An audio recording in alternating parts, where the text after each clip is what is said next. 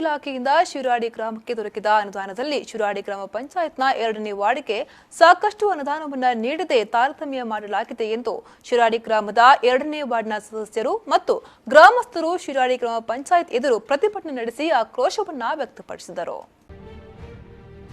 ಕಡಪ ಜಿಲ್ಲಾ ಪಂಚಾಯತ್ ಸದಸ್ಯ ಪಿಪಿ ವರ್ಗೀಸ್ ಅವರು ಪ್ರತಿಭಟನೆಯ ವೇಳೆ ಮಾತನಾಡಿ, ಯಾವುದೇ ಗ್ರಾಮ ಪಂಚಾಯತ್ಗಳ ಅನುದಾನವನ್ನು ಆಯಾಯ ಗ್ರಾಮ ಪಂಚಾಯತ್ನ ಎಲ್ಲ ವಾರ್ಡುಗಳಿಗೆ ಸಮವಾಗಿ ಹಂಚಬೇಕು ಹೊರತು ಪಕ್ಷದ ರಾಜಕೀಯವನ್ನ ಮಾಡಿ ತಾರತಮ್ಯ ಎಸಗುತ್ತಿರುವುದನ್ನ ಇಂದು ಈ ಸದಸ್ಯರುಗಳು ವಿರೋಧಿಸಿ ತಮ್ಮ ಭಾಗದ ಜನರಿಗೆ ಸಿಗಬೇಕಾದ ನ್ಯಾಯವನ್ನ ಕೇಳಲು ಶಿರಾಡಿ ಗ್ರಾಮ ಪಂಚಾಯತ್ನ ಎದುರು ಪ್ರತಿಭಟನೆ ನಡೆಸುವ ಅನಿವಾರ್ಯತೆ ಒದಗಿದೆ.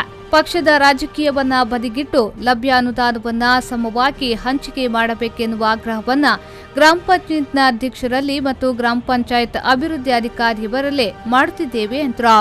ರೋಡಿ ಬಂದ ಮೇಲೆ ಇಸ್ಲಾಂಪಾಡಿ ರೋಡಿಗೆ 10 ಲಕ್ಷ ರೂಪಾಯಿ ಬಂತು. ನಾವು ಇಸ್ಲಾಂಪಾಡಿ ರೋಡಿಗೆ 10 ಲಕ್ಷ ರೂಪಾಯಿ, ನಾವು ಶಿವಾಜಿ ರೋಡಿಗೆ ನಾವು 10 ಪೈಸೆಯನ್ನು ನಾವು ಕೇಳಲಿಲ್ಲ. 80 ಲಕ್ಷ ರೂಪಾಯಿ ಮಾನ್ಯ ಶಾಸಕರದ್ದು ಬಂತು. ನಾವು 10 ಅದಕ್ಕೆ ಮೇಲೆ ಅವರು ನಿಮ್ಮಿಂದ ಹಿಂಬರ ತಗೊಂಡು ನಿಮಗೆ ಬೇರೆ ರೀತಿಯಲ್ಲಿ ಪ್ರಾಧಿಕಾರಗಳಿದೆ. ಅದಕ್ಕೆ ನೀವು ಅದಕ್ಕೆ ಇಲ್ಲಿ ಏನು ಮಾತಾಡಿ ಅವಶ್ಯಕತೆ ಇಲ್ಲ. ಇವರಿಂದ ಮೇಲೆ ಇವ ಇದೆ, ಇವರಿಂದ ಮೇಲೆ ನಮ್ಮ ಸಿಒ ಇದೆ, ಆಮೇಲೆ ಹೈಕೋರ್ಟ್ ಇದೆ, ಅದೆಲ್ಲ ಬೇರೆ ವಿಚಾರ. ಈ ಪ್ರಶ್ನೆ ಬಾಡು ಮತ್ತೆ ಬಿಡಿ. ಸದಸ್ಯರಿಗೆ ಏನಾದ್ರೂ ಇದು ಉಂಟಾ? ಅವಕಾಶಗಳಿದೆಯಾ? ಅವಕಾಶಗಳಿದೆ, ಅಷ್ಟೇ ಬೇಕು ನನಗೆ.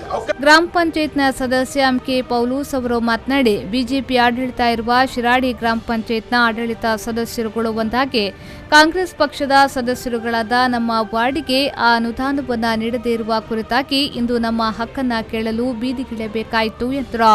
ಪ್ರತಿಭಟನಾಕಾರರು ತಮ್ಮ ಮನವಿಯನ್ನ ಗ್ರಾಮ ಪಂಚಾಯತ್ ಅಧ್ಯಕ್ಷ ತಿಮ್ಮಯ್ಯಗೌಡ ಹಾಗೂ ಗ್ರಾಮ ಪಂಚಾಯತ್ನ ಅಭಿವೃದ್ಧಿ ಅಧಿಕಾರಿ ದಿನೇಶ್ ಶೆಟ್ಟಿ ಅವರಿಗೆ ನೀಡಿದ್ರು. ಈ ಸಂದರ್ಭ ಮನವಿ ಸ್ವೀಕರಿಸಿದ ಗ್ರಾಮ ಪಂಚಾಯತ್ ಅಧ್ಯಕ್ಷರು 2ನೇ ವಾರ್ಡ್ಗೆ ಈ ಅನುದಾನದಲ್ಲಿ ಒಂದು ಭಾಗವನ್ನ ನೀಡುವ ಭರವಸೆಯನ್ನ ವ್ಯಕ್ತಪಡಿಸಿದ್ರು.